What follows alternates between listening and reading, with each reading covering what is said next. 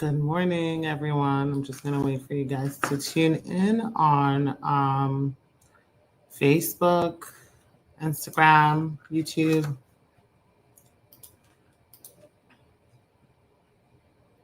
Let me know if you guys can see me. I think I'm having issues on Facebook and YouTube. Let's try this again. If you're on Instagram, can you guys see me? Put a thumbs up if you can see me. Someone says, hello, pastor. I'm not a pastor. Je suis Ceci. Good morning. Peaches, good morning. Busal Army, good morning. Queen Warrior. Okay, you can see me. Good morning. Okay, I think that you guys can see me on Facebook. It keeps going in and out on my own end, but if you guys can see me, then that's great. Vondi. So my name is Aisha Chidole. I'm an immigration lawyer and I represent clients all over the U.S. and internationally with their family immigration matter. If you'd like to immigrate to the U.S. Or you're already in the U.S. and you want to get a green card or citizenship, we're happy to help you. Our number here is 407-995-6567. You can also send a WhatsApp to 404-333-8751. Today, I want to talk about conditional green cards. I've been getting a lot of questions about conditional green cards as a lot of people's green cards are about to reach that time for removal of conditions. As I'm sure most of you who follow immigration know, someone says, say the number again. It's 407-995-6567. You can send a WhatsApp also to 404-333-8751. Okay. Someone says, type the number in the chat. Let me just type it real quick so I can continue the topic. 1 second. I went to go 995. Okay, guys, it's so hard for me to talk and type numbers at the same time. So that's our number. Let me just pin it. Okay, so the number is pinned and you should be able to see the number now. Thank you. It's K-Baby. So I want to talk about conditional green cards, as I mentioned. As I'm sure a lot of you who follow immigration, you know that, last year, or even ending of 2020, what year in 2024, 2022, but really more last year, we saw a lot of green card interviews being waived for people who had marriage-based green cards, where in the past, this is not the norm. You have to have an interview to determine if your marriage is legit, and all of that good stuff. So what we noticed about a lot of people who got that waiver of interview was that a lot of those people are or have been married for under 2 years. And so because they've been married for under 2 years, their process is not completely done. They have to file for removal of conditions. So that's really what I want to talk about. But first, let's start first with what is a conditional green card. A conditional green card is a temporary 2-year green card that is given to anyone who's been married for under 2 years, or if you're filing as a child with your parent and your parent hasn't been married for more than 2 years, you will also get a 2-year conditional green card. What that means is that, you cannot just apply to renew your green card at the 2-year expiration date. You have to file for what we call removal of conditions on your green card. And, in order to remove the conditions of your green card, basically you have to prove that you have a good faith marriage, right? So people think, okay, well, I already just got this approved. I'm just going to send the form, but no. So whatever you had to submit when you submitted your initial marriage-based case, you have to submit those things again. However, you have to submit current evidence. So if you got approved for your green card, for a 2-year green card in 2023, and the evidence you submitted was from, your marriage in 2022, or early 2023, when you're applying after for the removal of conditions, now you're going to have to submit evidence from 2023, the day you got your green card, to 2-year timeline. So let's say 2025. So they're looking for new evidence. They don't want to see things that you submitted in your initial application. They want to see things that you continue to show. The idea is that they don't want people to just get those 2-year green card and just be like, peace out, I'm out, of the marriage. I've gotten my green card. They want to continue to see good faith marriage.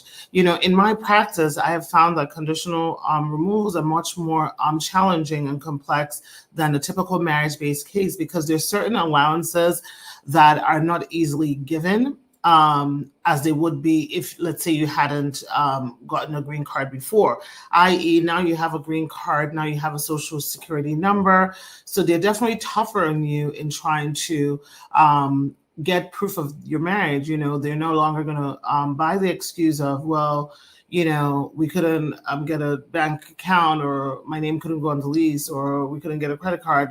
I'm just listing random things. But of course, as I'm sure you guys know, there are exceptions to the rule, like every other rule. So some of these exceptions, when you're applying for removal of condition, there's something called a waiver of joint filing. So a waiver, in order to be eligible for a waiver of joint filing, you have to fall into one of these 4 categories.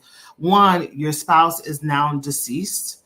You and your spouse have divorced. Your spouse has committed extreme cruelty and battery towards you. And then, of course, the 4th one is extreme hardship. Obviously being deceased is self-explanatory. Divorce is also self-explanatory. A lot of people call and say, my spouse wants to divorce me, and they themselves don't even want to be in the marriage, but they're afraid to get out of the marriage because they have this, 2-year conditional green card. So you can still remove the conditions in your green card, even if you and your spouse get divorced. The most important thing is that you have to prove that your marriage was genuine. Your marriage continued to be genuine. I mean, USCIS cannot force people, to stay in a marriage that's not working for them, but the most important thing is this marriage a genuine marriage? Was this marriage a genuine marriage?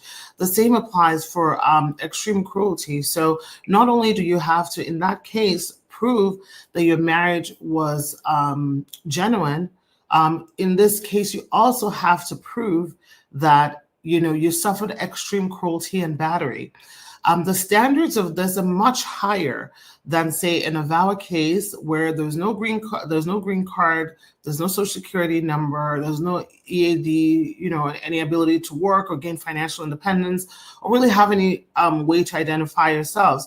Which is why, like, when you have a VAWA case, this part is a little legalese, what I'm about to talk about right now. Like, with a VAWA case, like, for instance, the standard is any credible evidence. Like, what credible evidence do you have to submit? But when you come to removal of condition based on extreme cruelty, it's more narrow. I mean, it still says not limited to, but it's not any credible evidence any longer. There's certain things you're looking for, and typically you do get badgered in interviews, really wanting to understand that. So it's really important that if you are in a marriage, that you try. I know that for some people, they try to, as a form of coping, they try to compartmentalize, all the, the abuse that they've experienced and may not remember them or recall them. But it's really important to try to remember the things that have happened to you, because they're not going to let you off the hook without you talking about those things and explaining it to the way that the officer understands it. And if they do, then they will grant you a 10-year green card. Keep in mind that with the removal of conditions based on extreme cruelty or abusive behavior, you will still be eligible to file for citizenship if you were married to a U.S. citizen and you've had that green card for 3 years. They start counting your green card timeline from the date of the original 2-year green card, not the day of the 10-year green card.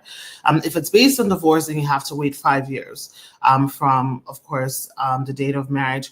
And I just wanted to, of course, touch base a little bit on some of pop culture, because I'm sure, you guys have seen what's going on with Diddy and Cassie and the really, really terrifying and atrocious abuse that she faced, and, they posted the videos about, and just, what came about that. And, a lot of times, a lot of comments, I read and I see where people were like, well, why can't the person fight back, or why can't the person leave, or the shock of it being that this is a beautiful woman who in her own right was successful, and a musician, and I think even a model before she met him. But this is the nature of abuse, like for a lot of people, including his former mother of his child, who has passed away now, Kim Porter, God rest her soul, where we see so many people that on their face they're so strong,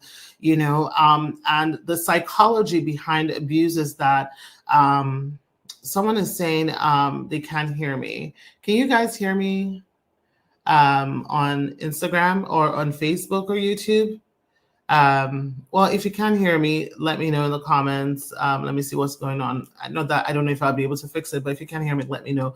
Nandi, you can also try turning on your volume, or coming out of the live and then going back into the live. Okay, they can hear me. So go out and then come back in to see if you hear me better. But, like for a lot of these victims, they don't fight back, because one, maybe the person overpowers them. Maybe in a case of abuse, there's fear that, they're not going to believe them. That person has more power than them.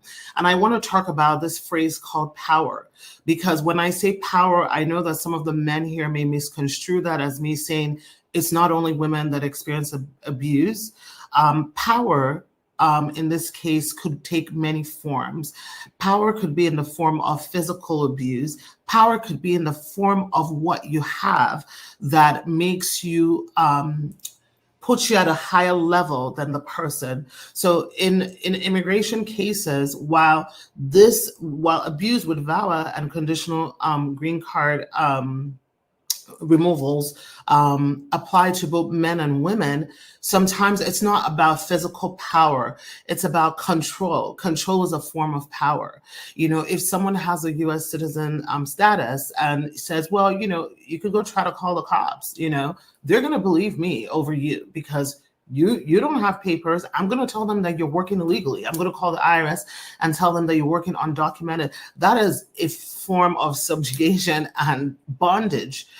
So that is a form of power. And so for a lot of people, there's so much more at stake. And the fear of what the outcome or how it will cascade is what sometimes keeps people, in these relationships, or takes them a lot more courage to come out of these relationships, and say, what, I qualify for this, I'm going through this. I want to speak up about it. And for a lot of people, they're dealing with this, and the people around them don't know that they're dealing with that, because there's a lot of shame. There's a lot of shame related to abuse, So, sometimes I meet with clients and I'm like, well, do you have anyone that can write an affidavit? Is there anyone you confided in? But for a lot of them, people have this, idea, oh, you're living in America, you're living this beautiful life, this wonderful life, or whatever it is. How can you possibly be going through this? So there's a lot of shame, in talking about that. And I suspect that that's why it took Cassie that long, because when you look at her, she's dealing with this horrendous abuse, but yet, she's, they're posting pictures of them in Saint-Tropez, south of France, in a yacht, and living this lifestyle that people cannot relate to without knowing what she's going through, behind closed doors. There's a song that Tamar Braxton, I don't know if you guys know Tamar Braxton, Toni Braxton's sister, she wrote about saying something like, all those women, crying for Chanel bags or something like that, but nobody knows the hell they've gone through to get that, essentially saying that, people experience so much abuse, but on the surface, you have no idea. So abuse takes many forms, not only physical, and abuse takes many forms also for men. I know someone commented on my Instagram yesterday saying, well, it's not fair, everything is for women. Men experience abuse, and everyone who follows me and who has followed me for a long time, that we represent men. I would even say we may have more men than women, that we represent. Abuse is not only women. VAWA is not for only women. Yes, the name says Violence Against Women's Act, but it is for men as well. It is for children as well. And it is for parents as well. So there's no such thing as, it favors men or it doesn't favor men. Men experience abuse in many ways. A lot of times, people take advantage of immigrant men because culturally, a lot of men not from America look at themselves as providers, and what I mean by that, not to say that American men are not providers. So before anybody misconstrues what I'm saying is that America has more of a very joint partnership. We can both contribute, we can both split the bills, we can, do whatever. So for a lot of immigrant men, they've come from very strong patriarch societies where they hunt and gather, like they take care of their spouses financially. So, when they come here, people take advantage of that mentality and decide, what, I'm not going to work anymore. I need X amount of dollars to do this. I need X amount of dollars to do it. I had this guy, I remember, like his wife basically started abusing him because he didn't have the money to buy her a Range Rover, and she wanted a Range Rover while he was driving a beat up, I don't know what beat up car it was, but he literally did not have the money. So, they experience abuse in that way. A lot of times their abuse is financial, and a lot of times their abuse is sexual. Women use their power, their sexual prowess, as a way to, abuse men, as well, to basically not give them a say in their family planning or birth control, or are we having a child, or am I trapping you with a child? So there are many ways that everyone experiences abuse. But basically what I'm saying is that, seeing what happened to Cassie, I completely understood it, just because we live it every single day here. Like when I tell you guys, like sometimes in consults, I will literally be crying, hearing what is happening, or when I start seeing evidence of what happens to some of my clients, as I'm sure they'll tell you, like, what is happening to this Cassie doesn't even scratch the surface of what is happening to so many, and they don't have any way to escape or get out of it. So for people that get upset, saying, people are trying to, do this or games, people are really going through it. So while that's off the soapbox, let me answer some questions that I see on here. Okay, someone says, how long after a VAWA approval can it take to get the I-485 approved? I-485 was held in abeyance. Do you have to write to the service center to let them know that the VAWA has been approved? Also, if your case was held in abeyance, the VAWA units in Vermont should automatically transfer that approval to the service center. So if you did an initial medical and your medical has expired, or if when you submitted your VAWA, you didn't submit an I-864W, which could have happened if you submitted your VAWA around 2020, right before, what year did Biden enter? Okay, 2021. So between 2020 and, I'm trying to remember now, 2020, either 2020 to like mid 2021, because that period they stopped accepting I-864Ws, which is a waiver of the financial affidavit of support, because that was the time that President Trump instituted the well test, and the I-485, you had to do the public charge stuff. So for people who submitted their VAWA, then most likely, they're going to send an RFE to you asking you for that. To submit that, or for your medical. But we're definitely seeing about 2 to 6 months on average from VAWA approval to you getting your green card, if everything is okay. Now, I will tell you guys to beware while we're at it. Even if you get your VAWA case approved, an I-485 approval is not a slam dunk if there are things that you did not disclose in your application. It is so important, guys, to be honest with your attorneys or with your application when you're filing, because a lot of people who don't end up getting approved for that green card is because they lied about something in their B1, B2 application that their attorneys were not privy to, or they assumed, or maybe they even forgot, and a lot of times it has to do with marriage. a lot of times it has to do with marriage. Either filling out an application saying you're married, but you were not really married, or saying that you're divorced, but you're not really divorced, on your B1, B2. So guys, when you're applying for anything in the US, always remember your whatever you submitted in your B1, B2, which is a tourist visa, when you're leaving your home country, always want to remember whatever it is that you wrote, because it can come to haunt you. Well, with the 5-year work permit, would applying for a travel document be looked at negatively on a pending application for asylum? We don't recommend traveling on asylum unless you're not going there. Well, I guess I don't know. What are you applying for? Is your work permit based on asylum? Because you're applying for travel permit based on asylum, or another application where you have a pending asylum case? Okay. Let's see. Let me try and answer some of those questions. I filed for my son 2 years ago. He's 15 years old. The case is out of processing time. I called Congress and they did nothing about it. What can I do? Have you tried? Well, where is his case? Is it at the consulate or is it in US? Are you a green card holder? Are you a US citizen? All of these things affect timeline. Okay.